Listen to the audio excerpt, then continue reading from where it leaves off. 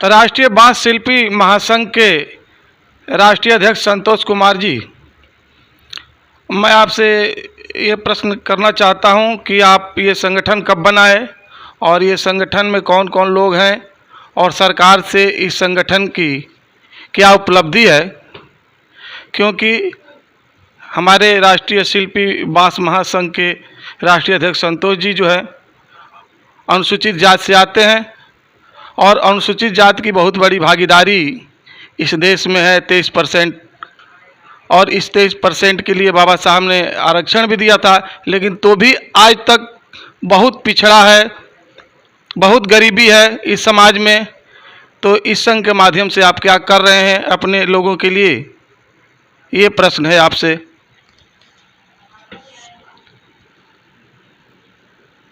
पहले तो मैं आपके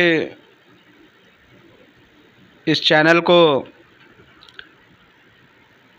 बधाई और साधुवाद। देखिए, राष्ट्रीय बांस शिल्पी महासंघ बनाने का हमारा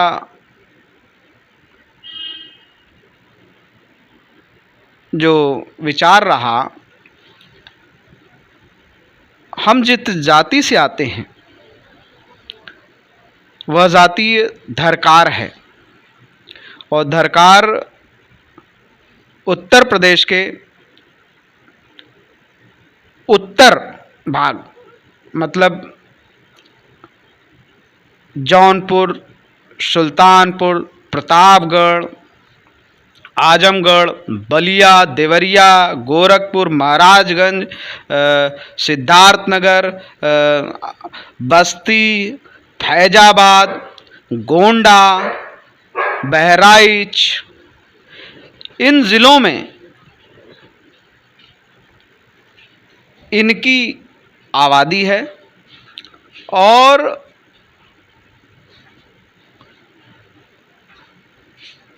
जो अनुसूचित जाति की जो सूची है उसमें भी धरकार शब्द का वर्णन है, और जिससे इस जाति को जो है जाति प्रमाण पत्र मिलता है।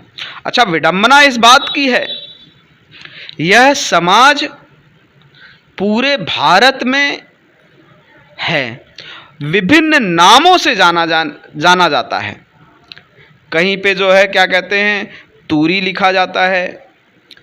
अब आप आसाम, बिहार चले जाएंगे तो बिहार में भी धरकार है, और इधर गया और इधर झारखंड, छत्तीसगढ़ में तूरी लिखते हैं लोग। और इसके बाद ये जितनी भी जातियां हैं इनका पेशा जो है वो बांस से है। तो हमने जो इस संगठन का जो नाम रखा है ये इसीलिए राष्ट्रीय बांस शिल्पी रखा है। बांस शिल्पी का वह अर्थ है जो बांस का काम करते हैं। अब ये जातियां जो हैं पूरे भारत में संख्या भी इनकी है, मगर राजनीतिक उस पर अगर देखा जाएगा तो ये शून्य है। और जितनी भी पार्टियां हैं देश में, वह चाहे समाजवादी पार्टी रही हो, चाहे वह बहुजन समाज पार्टी रही हो, और चाहे कांग्रेस रही हो, इन सभी लोगों ने, आज देश को आज़ाद हुए 75 वर्ष हो गया और हम लोगों ने अभी 75 वर्ष की वर्षगांठ भी मनाई, मगर इस 75 वर्ष में इस जाति के लिए अगर किसी राजनीतिक पार्टी ने अगर काम किया हो तो वो शून्य के बराबर है। उन लोगों ने इस जाति का वोट तो लिया मगर उनके अधिकार की बात नहीं की। आज मैं एक बात ज़रूर कहूँगा और इस चीज़ को मानना पड़ेगा इस चीज को भारतीय जनता पार्टी सही तरीके से समझ गई कि इसीलिए उन्होंने जब ये सरकार बनी तो इन्होंने ये जितनी भी जातियां हैं, ये बहुजन समाज में ये जो जातियां हैं, इन्होंने कहीं न कहीं जो है इनको जगह अपनी पार्टी में दे करके और इनसे वोट बैंक का लाभ ले रहे हैं। इनको लाभ कोई नहीं मिल रहा। देखिए, अभी भारतीय जनता पार्टी ने जो है क्या कहते हैं माटी कला बोर्ड का बनाया, सफाई आयोग बनाया, मगर इन्होंने अभी तक बांस आयोग का गठन नहीं किया। मगर एक बात यह है, प्रधानमंत्री जी ने बांस के लिए बड़े फंड की व्यवस्था की है, मगर हमारे लोगों को लाभ नहीं मिल पा रहा। भाई, आयोग तो बनाया है, मतलब उत्तर प्रदेश में आयोग नहीं बना, और ना ही उस जो बांस का प्रधानमंत्री जी ने जो वो बनाया है कमेटी कि बांस के अच्छे मतलब खेती के लिए जो बात चल रही है, तो बांस पे सरकार काम कर रही है, मगर हमारे लोगों को उसका लाभ नहीं मिल पा रहा। तो हम इस चैनल के माध्यम से ये कहना चाहते हैं कि राष्ट्रीय बांस आयोग का गठन हो, केंद्र सरकार केंद्र में और राज्य में बांस आयोग का गठन हो। तो इससे जो है हमारे लोगों को एक मतलब एक मजबूती मिलेगी। और मजबूती, देखिए, मजबूती तभी आएगी जब उस आयोग के चेयरमैन को अधिकार दिया जाए, नाम मात्र के लिए आयोग ना बने। भाई, जैसे तमाम आयोग बने उसको अधिकार नहीं है।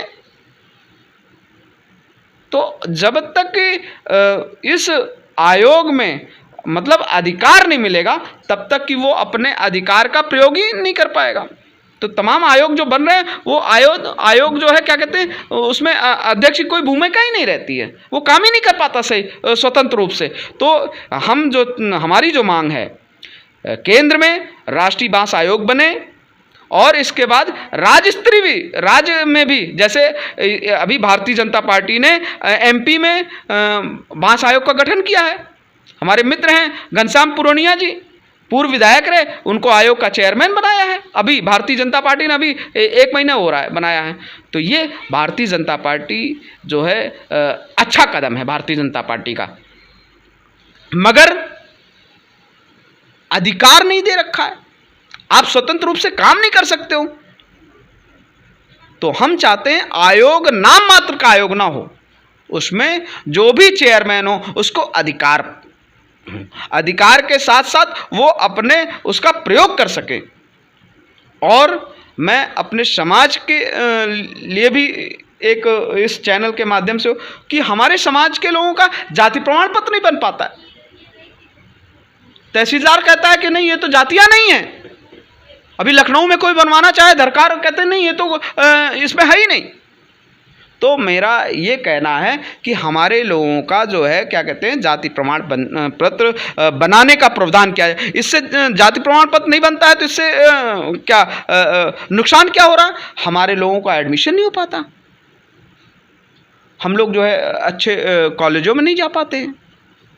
तो ये एक शहरों के अंदर ये मतलब डीएम को खास करके ये निर्देश दिया जाए, या तहसीलदार को निर्देश दिया जाए कि जो सूची में, लेखपाल तो जो है वो बगैर सूची पढ़े ही कह देता नहीं, ये जातियाँ ही नहीं है, वो तुरंत ऑब्जेक्शन लगा देता है। तो इस पे भी अंकुश लगना चाहिए। हमारे लोगों को जाति प्रमाण पत्र तहसीलदार अपनी सूची देख करके, वो अगर उसको ज़्यादा ये लगता है कि नहीं ये गलत बनवा रहे हैं, तो वो उसके पैतृक निवास से एक आख्या मंगवा करके, मगर उस पर हीलावाली ना करें।